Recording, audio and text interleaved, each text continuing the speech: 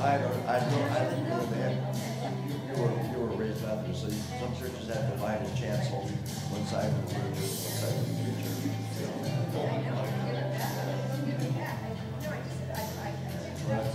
But, today, the TV preachers, they stay out. Are there any congregations?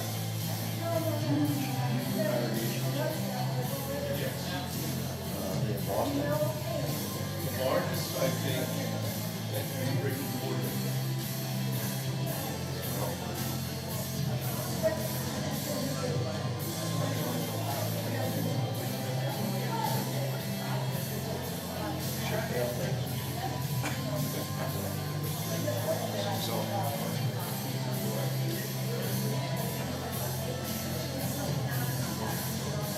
How far back did it pick up?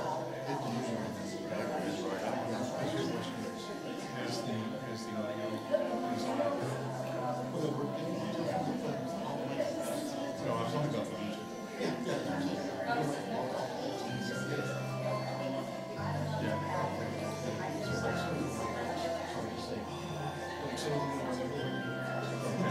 My glasses on my forehead.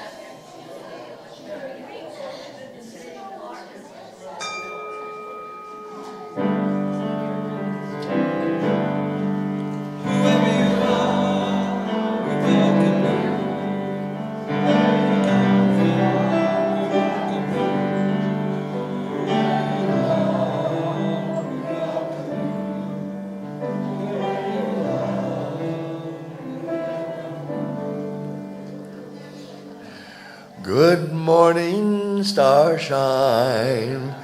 The earth says hello. You sparkle above us. You sprinkle below. Good morning.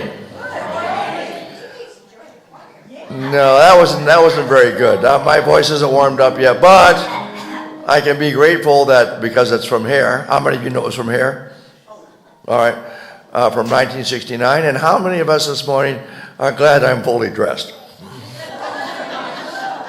So here we are, celebrating spring. Thanks for coming to church. It's a special Sunday as we celebrate spring and as we enter the third week of our Stewardship Pledge Drive, which will continue through the rest of March. In a few minutes, Marna Slauson and Wendy DeBoard will tell you more about stewardship and ask you to be generous in your pledging. It's also finally spring. Doesn't it feel like it?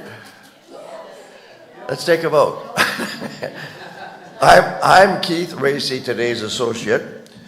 I'm here with our wise, sagacious Reverend Tim Barger, our senior minister, our knowledgeable director of lifelong learning, Ginny Gottman, who will tell today's story, and our magical musician, Jeffrey Maxey, is at the piano today, and he's also our First Unitarian Choir director. And we have a tech crew way in the back, and they hide, so I can never see their face. So as far as I can tell, I'm trying to practice discernment here. There's Andy Gottman and Jeff Slauson, who's also our church treasurer, and David Strickler, who is our commissioned lay minister, and he's the technician for the audio.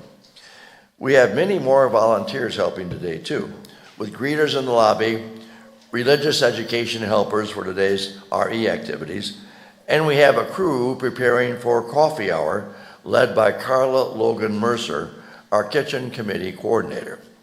There's extra preparation in Fellowship Hall today as it's our monthly potluck Sunday. Yeah, that's something to celebrate. And if you didn't bring a dish, there's plenty to be present anyway. The only doctrine of our church is love, the power that holds us together and is the center of our shared values. We welcome everyone, as we sang in our opening song, as I tried to express in that little bit I sang. Whatever planet you're from, whatever star you're from, whatever galaxy you're from, whatever reality that you're from, we welcome you here today. If you're a visitor, you may notice in the pew rack in front of you a yellow card that helps us to know we have new seekers here. So please fill that out. We also welcome you who are joining us on our Toledo Unitarian YouTube channel.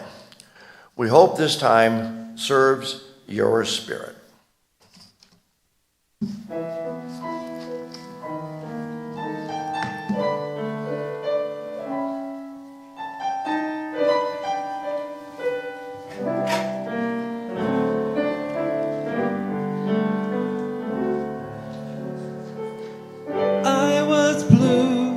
Just as blue as I could be. Every day was a cloudy day for me. Then good luck came a knocking at my door. Skies were gray, but they're not gray more. Blue skies smiling at me, nothing but blue skies do I see. Bluebirds singing a song, nothing but bluebirds all day long. Never thought the sun shining so bright, never saw things going so right. Noticing the days hurrying by, when you're in love, my, how they fly, those blue days, all of them gone. Nothing but blue skies from now on. Never saw the sun shining so bright, never saw things going so right.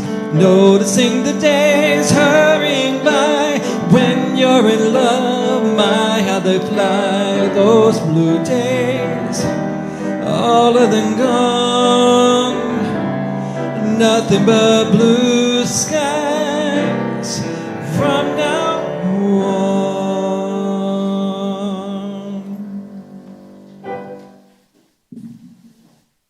Thank you, Jeffrey.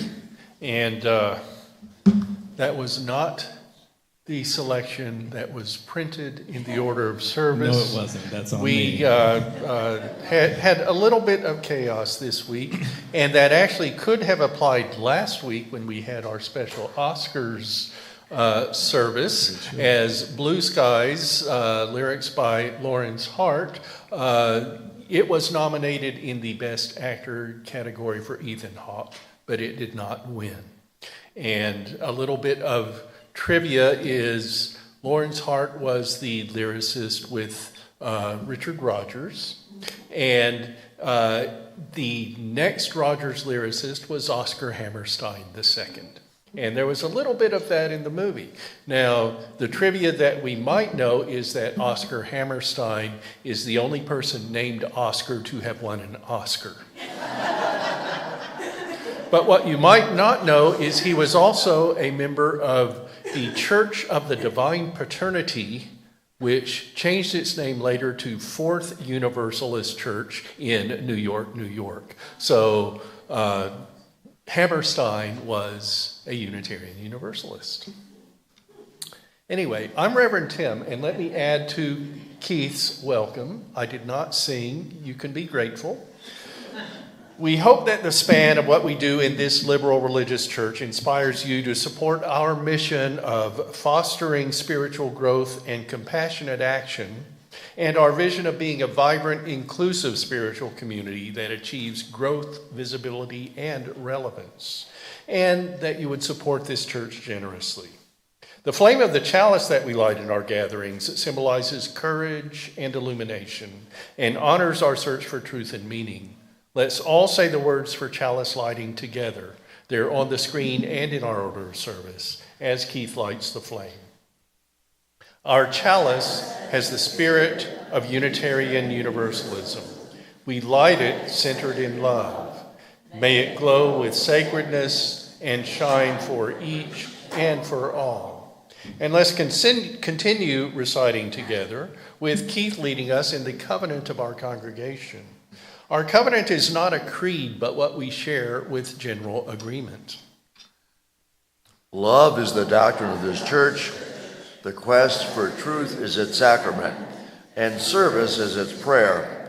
This is our great covenant, to dwell together in peace, to seek the truth in love, and to help one another.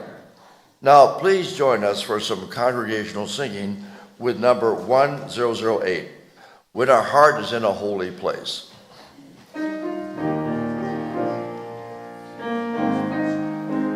For you are willing and able, please stand. When our heart is in a holy place, when our heart is in a holy place, we are blessed with love and amazing grace. When our heart is in a holy place, when we trust the wisdom in each of us, every color, every creed and kind,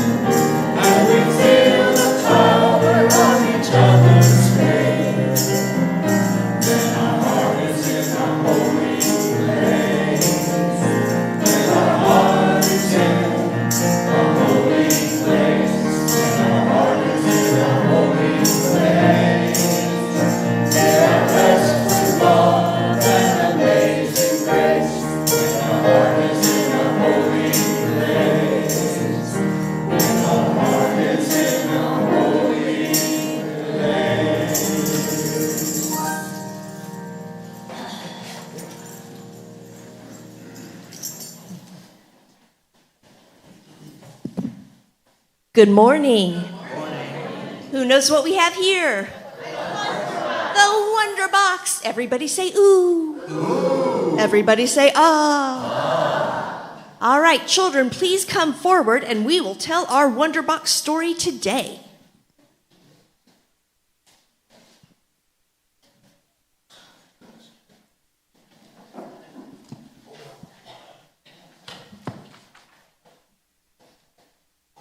Hello, Josh and Ellie and Susie. How are you today? Good. Who would like to open the Wonder Box? Josh, your hand was... Tell us what you see inside the Wonder Box.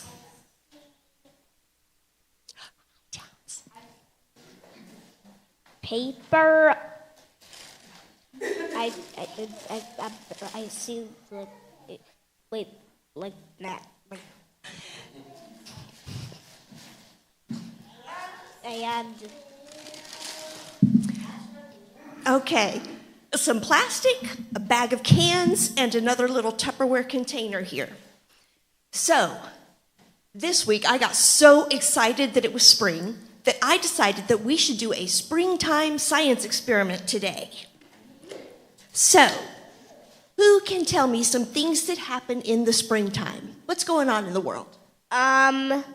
let's see here. Butterflies come out. Yeah, butterflies come out. Bees come out. Bees join us. Birds come out. Birds come out. And the earth, the earth starts getting warmer, and the days start getting longer, and animals start mating and having babies. Yeah, that happens. Verified. And some of those animals that start having babies are chickens. So today we have an egg. No, this egg is already broken. Oh no! All right. Well, I'm not sure if this is going to work, but we're going to roll with it and see what happens. So, we're going to roll. So, you know you have to be kind of careful with eggs, right? Don't take that lesson from me. I'm not qualified.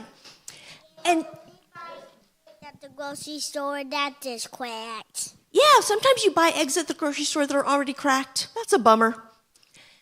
So why do you think eggshells are so delicate? Wouldn't you think that they would need to be stronger? Well, yeah, and they're delicate because, well, they're just so thin. They are so thin, you're right. But in another way, they're also very, very strong. So, you know how hens sit on their eggs? You know how they keep the eggs warm and help it hatch? Hens weigh around 6 or 7 pounds. And that's fairly heavy. This bag weighs about 6 or 7 pounds, so you pick that up and tell me if it's heavy. Well, that is heavy. That's really heavy. It's a... Oh, no, that's on me. That was my fault. What a rookie mistake. I put those two numbers together and that... Anyway, this day is going so well so far. So, hens weigh about 6 or 7 pounds, and you would think if you put this on top of an egg, it would break, right? But hens' bodies are kind of soft and squishy, and when they sit on that egg, their body goes all over the egg, and their weight is distributed all over the egg. And the ground also applies pressure to the bottom of the egg. That's a physics experiment that we'll talk about later. Just know right now, Susie, take that egg and squeeze it a little. Just know right now, yeah, Susie was able to break the egg, that eggs are dome-shaped, and domes are very, very strong shapes. And when you take a little bit of plastic wrap, roll it around an egg, you can squeeze that egg as hard as you can. Literally, I did that, and the egg will not break. That's true of boiled eggs and raw eggs. So even though eggshells seem and are very delicate, when they are in their mother's care, they are actually kind of unbreakable. So, the lessons that we take from today: eggs do break, Some numbers aren't meant to go together. Hallelujah, it is finally spring. And Mother Nature usually knows what she's doing. Oh, nice. Thank you. All right, who's ready to go to class? Okay. As the children leave for their religious education time, let's sing them out with this brief tune.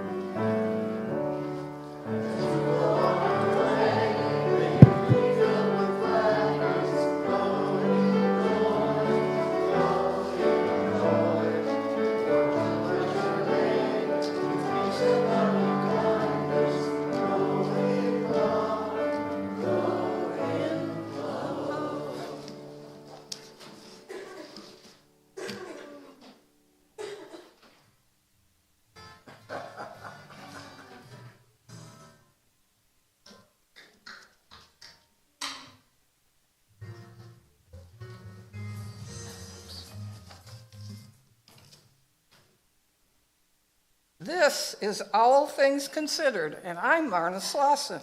And I'm Wendy DeBoard. And this is our visiting mascot, Oliver. As we approach the end of our stewardship campaign, Oliver is keeping his eyes laser focused on our fiduciary responsibilities.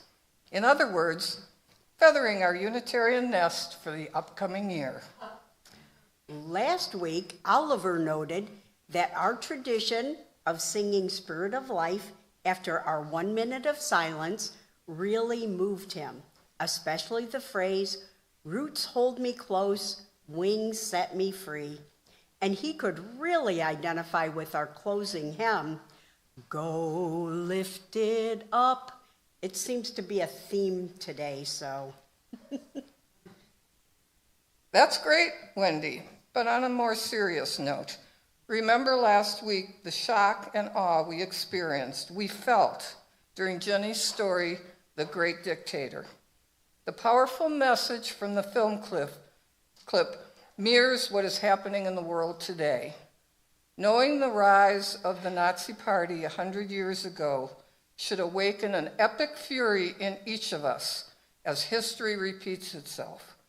As Toledo Unitarians, we have the ability to provide a safe space in our small community. Through our programs and outreach, we can even make a difference in the world. Your financial support is crucial in forging a better outcome. Let your generous and timely pledge reflect your beliefs. So this week, for our Wise Owl testimonial, we should select someone who really knows the ups and downs of the financial workings of First Unitarian. Oliver, do you know anyone who might be up to that challenge? No, but he says Marna does. Yes, based on my own personal 27 years experience, I can recommend our treasurer, Jeff Slauson. Let's give a hoot out. Hoot, hoot, hoot, hoot.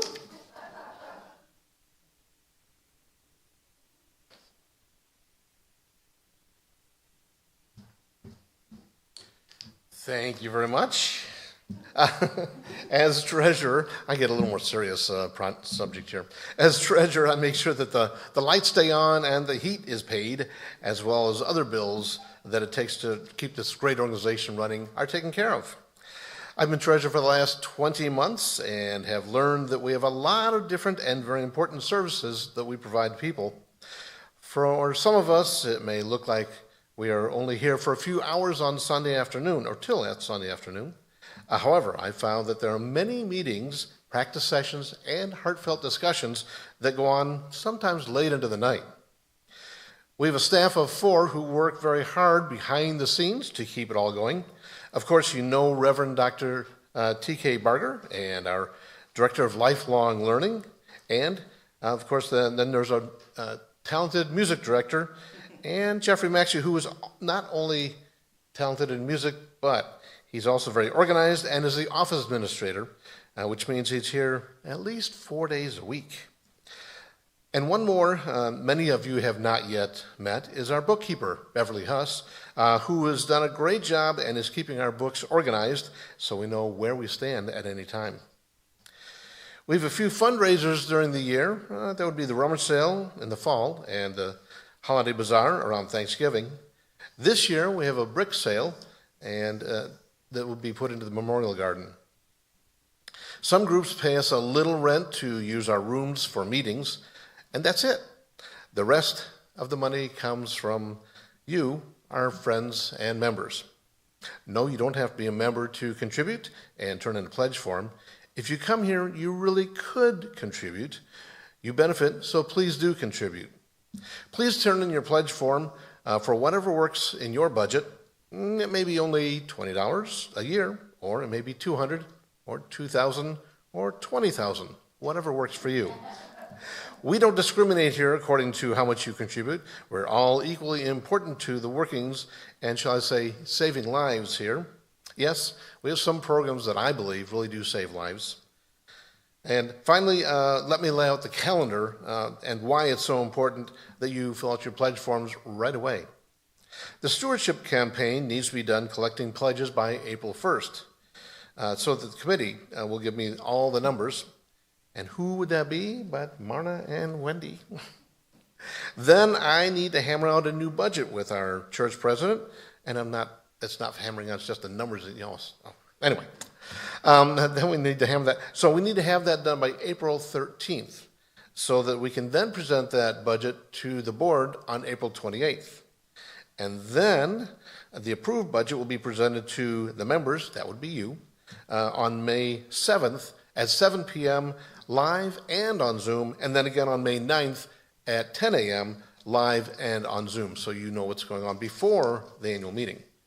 Because the annual meeting, it all needs to fall in line, so we are ready to print the annual report, which Jeffrey has a lot to do there. There's a lot in that report. We print the report, and that needs to be done by May 17th. You see it all kind of falls in line. And there's a little time between each one, because sometimes there's a little discussion as well, maybe we need a little more here or a little less there. So that's why there's a little time between. But the whole month of April, we're putting the budget together so we can vote on it in May. So as usual, we don't have anyone else that you would pledge. Well, we don't tell anyone else what you pledge. It's confidential, and the record is kept locked up. So please, please, please turn in your pledge forms ASAP. I don't want to cut out any programs here, and I'd really rather expand some programs. So now I'll turn it back over to the Who Masters, my wonderful wife, Marna, and to the hardworking friend, Wendy. Ladies.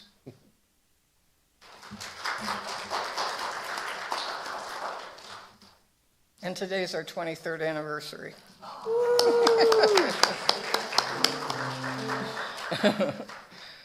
Okay. Oh, thank you, Jeff, for your inspirational account of our financial status. It all adds up.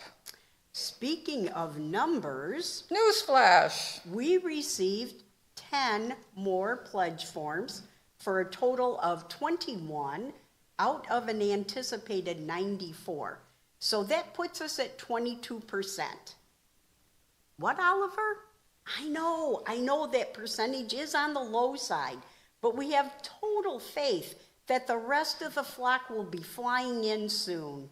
Last year we received 80 pledges and ended up with a total of 189,000. And as Jeff pointed out, the deadline is next Sunday on March 29th to give him and the board adequate time to create a sustainable budget. Yes, get those forms in. Since next week is our final pitch, remember you can always drop the forms in the mail if you can't be here next week. But Oliver knows that most of you are planning on turning them in today. So we'll be waiting in the lobby by the nest to collect them.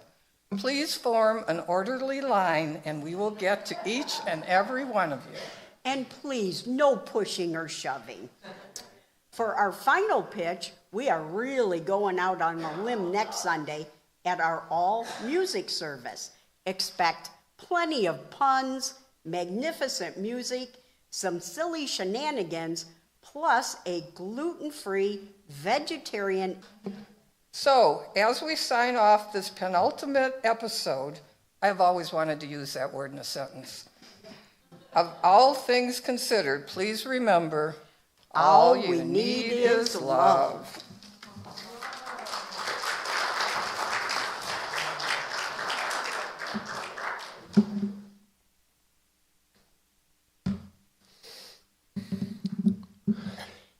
Now that we've had a giving pitch from Marna and Wendy and Jeff and Oliver, I use the word pitch. Maybe I'm anticipating the beginning of the new baseball season. Your pledges really are important. Please give as generously as you can and even add a little bit more if possible. We move to this time beyond ourselves.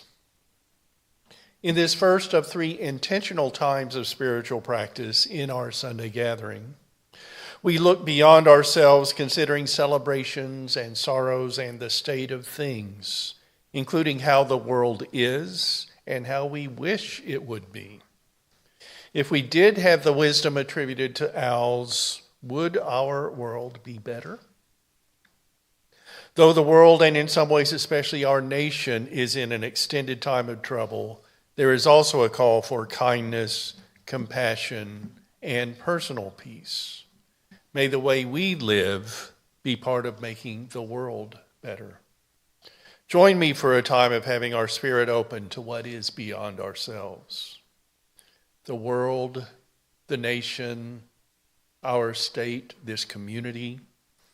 We see the ways people interact in terms of government, socially, with friends and with strangers, individually.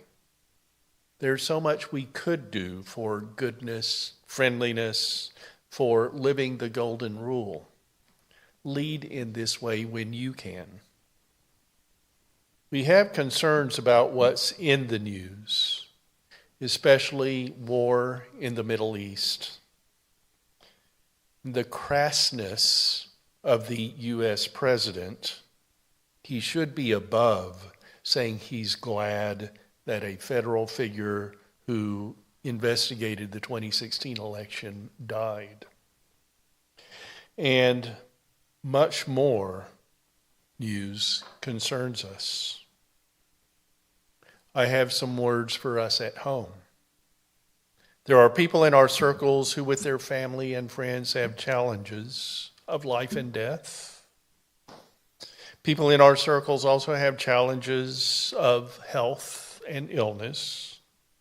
We have times of being at home and traveling, knowing financial security and anxiety-laden monetary stress.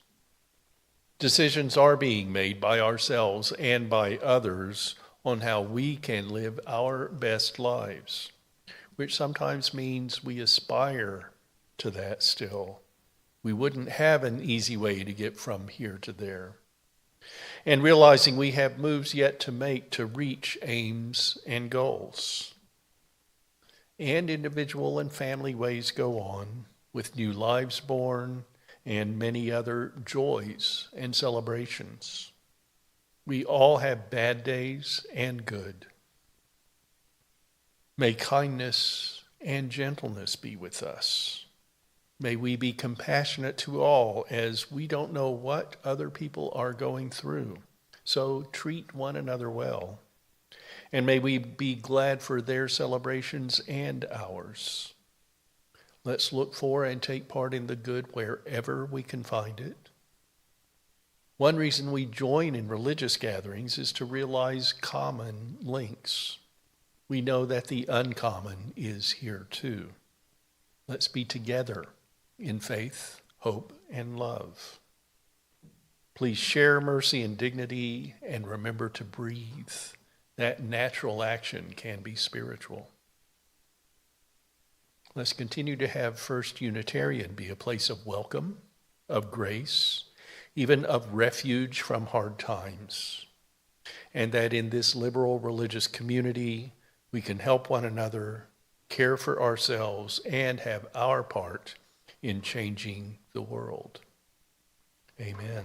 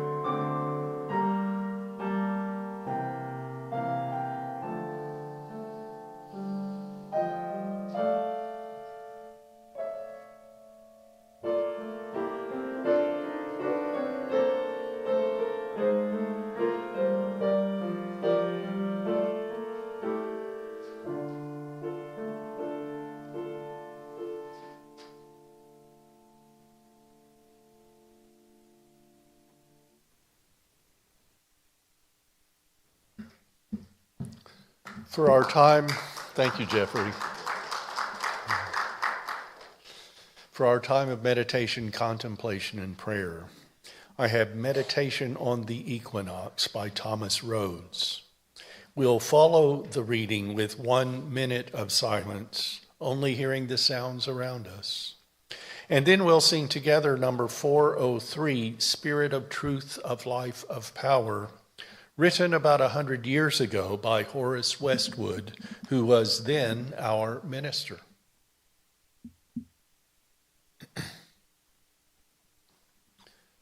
Over our heads, the great wheel of stars shifts. The spring equinox manifests itself, and for one precious instant, darkness and light exist in balanced proportion to one another. Within our minds, the great web of neurons shifts. New consciousness arises. And for one precious instant, experience and meaning exist together as revelation and epiphany. Within our hearts, the great rhythm of our lives shifts. A new way of being reveals itself. And for one precious instant, the nexus of the body and the seat of the soul truly exist as one. Let us give thanks for those times in our lives when all seems in balance, for those times are rare and precious. The equinox shall pass, the revelation may be forgotten, and our actions will not always reflect our true selves. But through our gratitude, we may remember who we are, reflect on who we may become, and restore the balance which brings equanimity to our lives. Let us be quiet for a moment together. 1 minute of silence.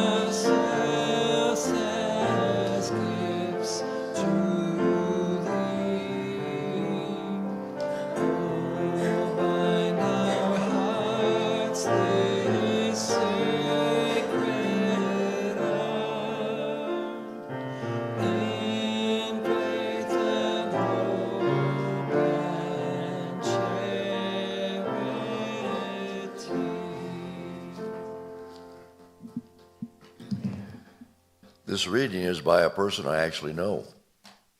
And I just realized that now from my time at the First Unitarian Universalist Church of Akron. It's entitled, Our Souls Speak Spring. If we lived in another climate, our souls might speak other languages.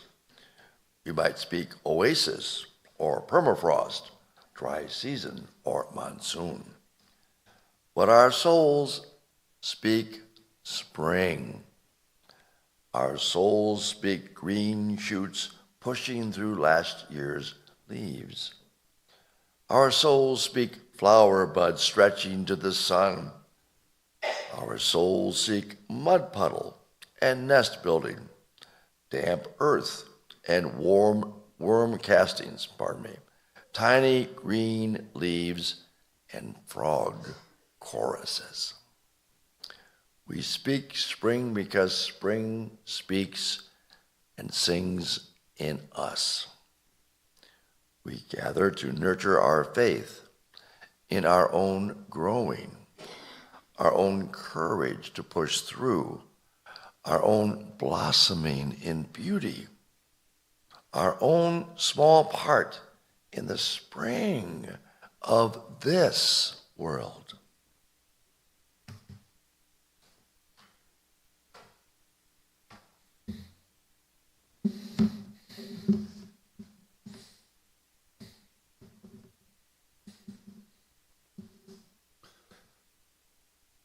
Before I begin today's sermon, I want to give a brief note about a point in last week's talk about the movie projector in our church in 1921, when First Unitarian had a building at the corner of Ashland Avenue and Prescott Street.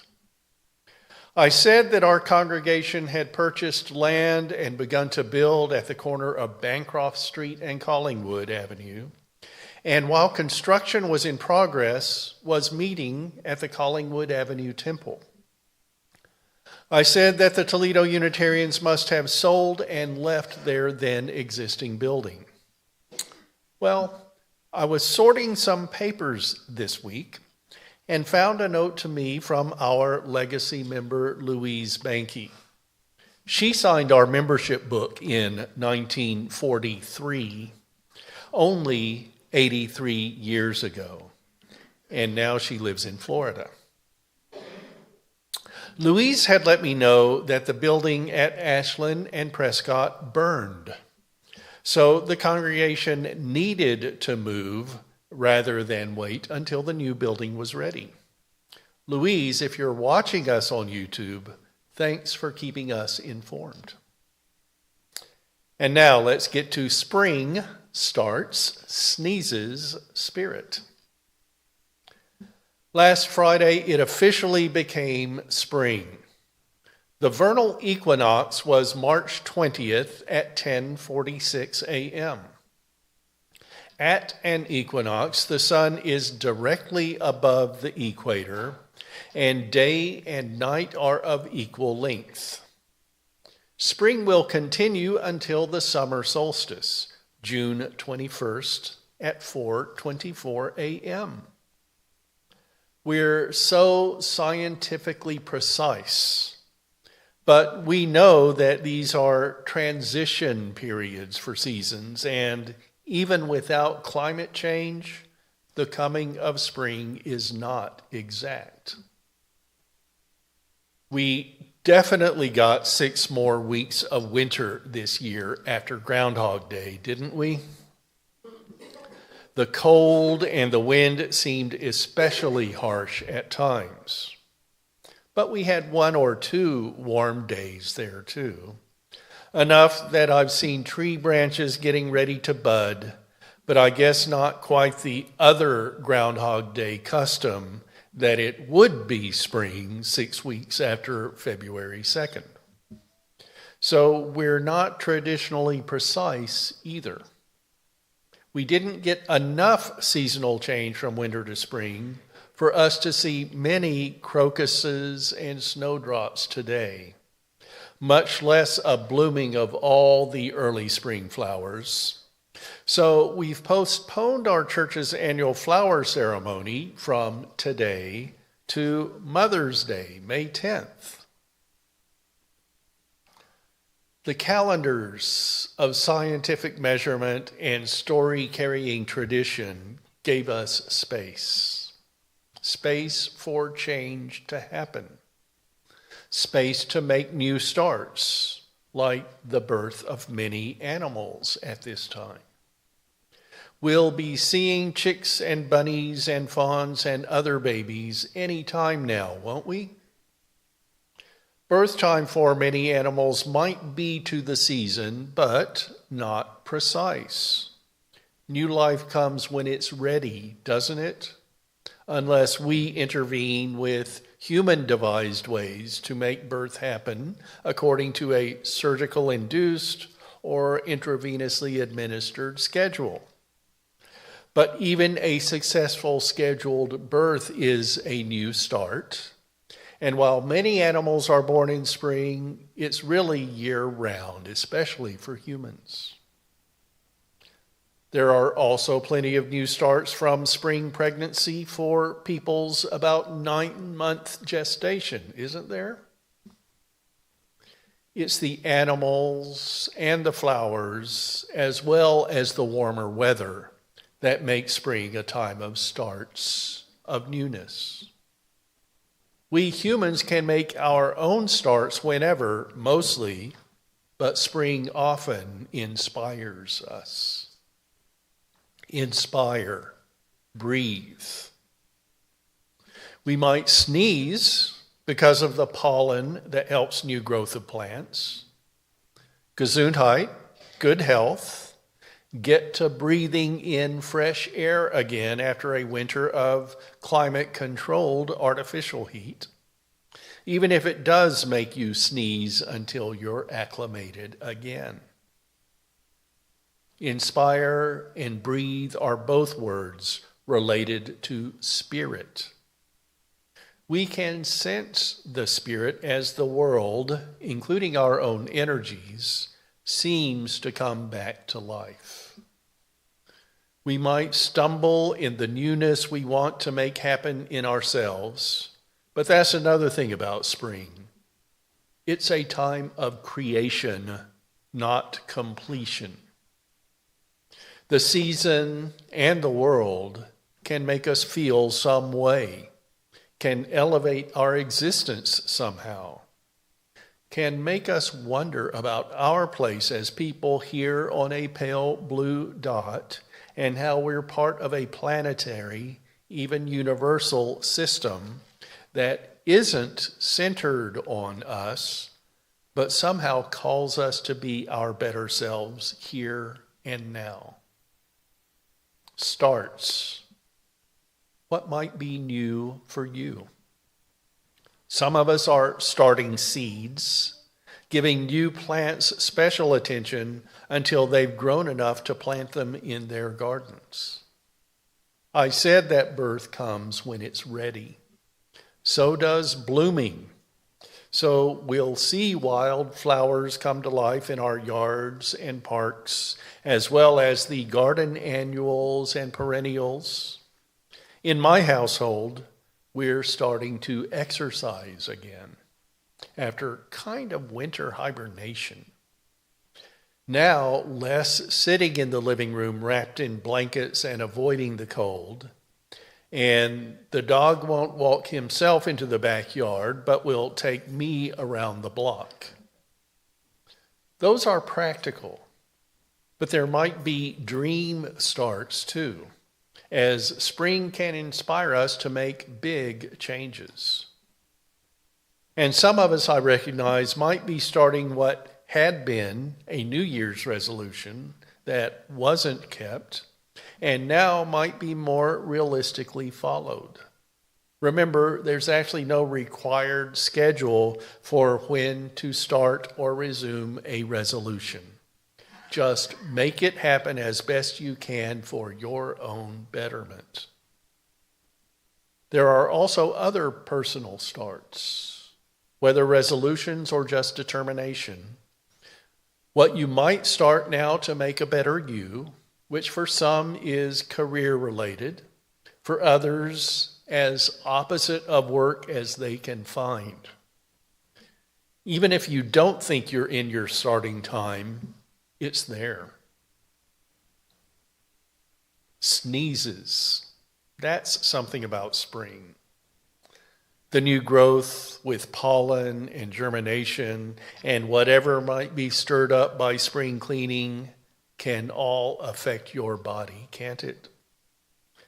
For me, part of spring is headaches and sneezing and trying to reduce the bodily invasion of pollen, trees, grass, and dust with over-the-counter allergy pills and acetaminophen and nasal sprays and eye drops.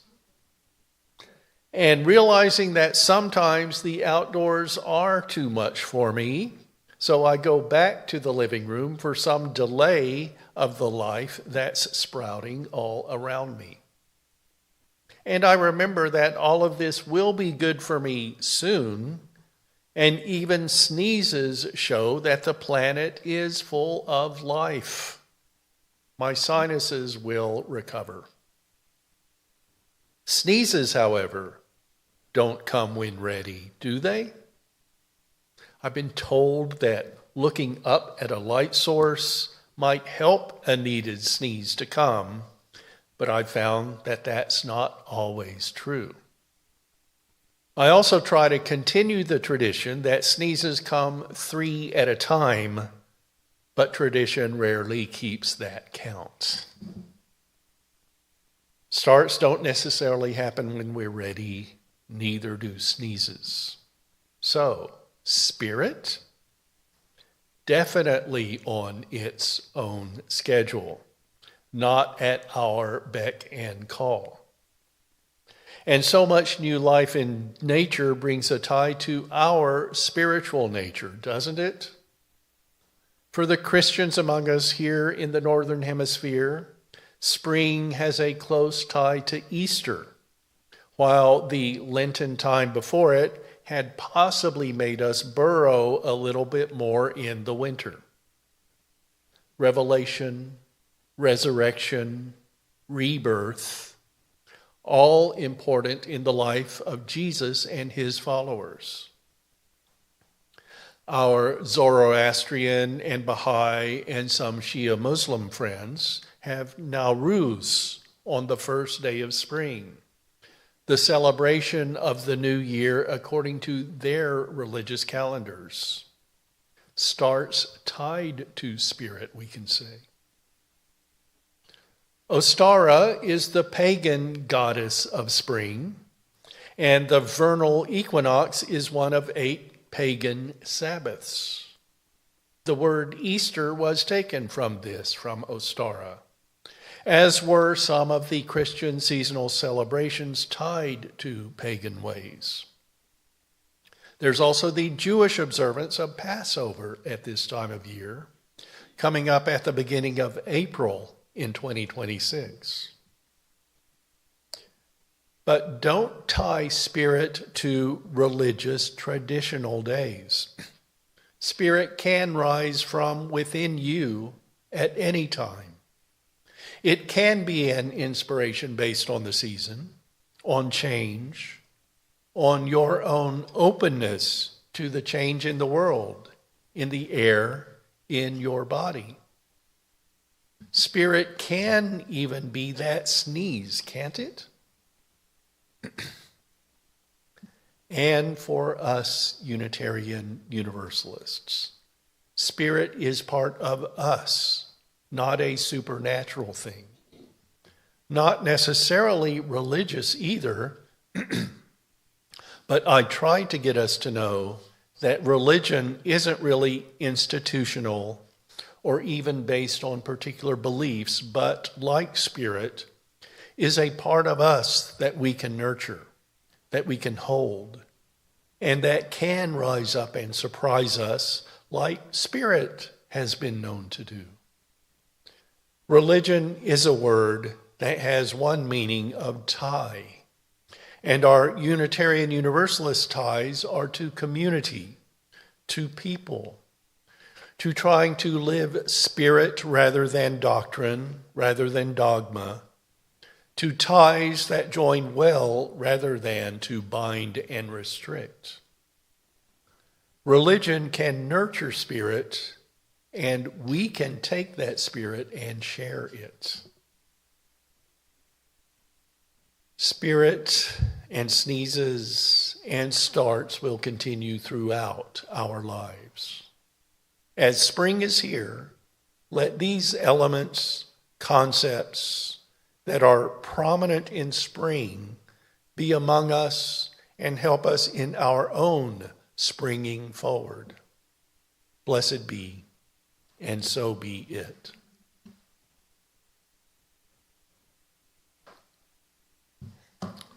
Thank you, Tim, for your poetical and inspiring words. At this time of offering, we are reminded this is nothing to sneeze at. Sorry. We will pass the baskets here in the sanctuary. All of you, including our YouTube viewers, can also donate electronically or by mail. Thank you for being generous and for helping Unitarian Universalism to thrive in Toledo. For more congregational singing, let's sing number 402, From You I Receive.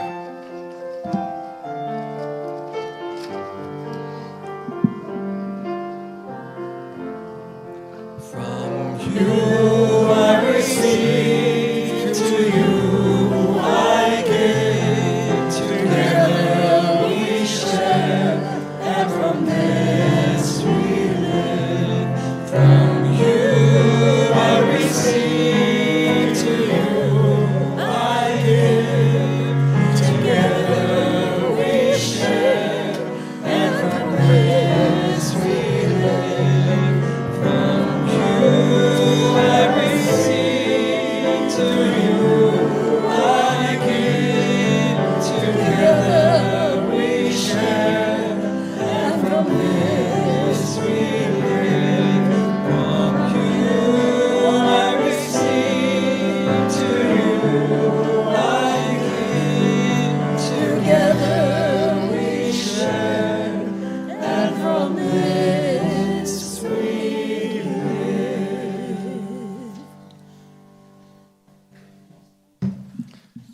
It's the coming soon part of our gathering where we tell you what's scheduled for next Sunday. We give some announcements, and we also let you know what's up for right after we leave the sanctuary. Next Sunday, join us for Spiritual Forum in Fellowship Hall at 9:45 a.m. when John Pettigrew will speak on Buddhism. In Christian circles, next Sunday is known as Palm Sunday, the beginning of Holy Week leading up to Easter. We'll have our traditional Palm Sunday music service led by music director Jeffrey Maxey and featuring our Toledo Unitarian Choir. The theme is Peace, Love, Music. Also coming soon, our Board of Trustees will meet at 7 p.m. Tuesday here at the church. If you'd like to see our democracy in action at the congregation level, you're welcome to attend. Consult our UUFYI weekly newsletter, emailed on Thursdays, for more information and schedules. If you're not on the list and would like to be, you can fill out a yellow pew card, even if you're not a member. Even if you are a member. Well, even if you are a member. Well, thank you. And answer yes, you'd like to receive it. Or send an email to the church office to get on the list. Besides the Thursday email, you'll also receive on Saturdays the order of service for the coming Sunday. You won't be deluged with emails from us unless there are special circumstances. It's only those 2 a week. We're almost at the end of the service, so let me remind you once again. Do you remember so long ago, almost an hour passed, when Marna and Wendy asked you to pledge your financial support for First Unitarian Church of Toledo? It's my time to say, if you haven't already turned in the paperwork, please do that. Fill out the form as soon as you practically can after you've determined what you can pay and how you might be just a little bit more generous.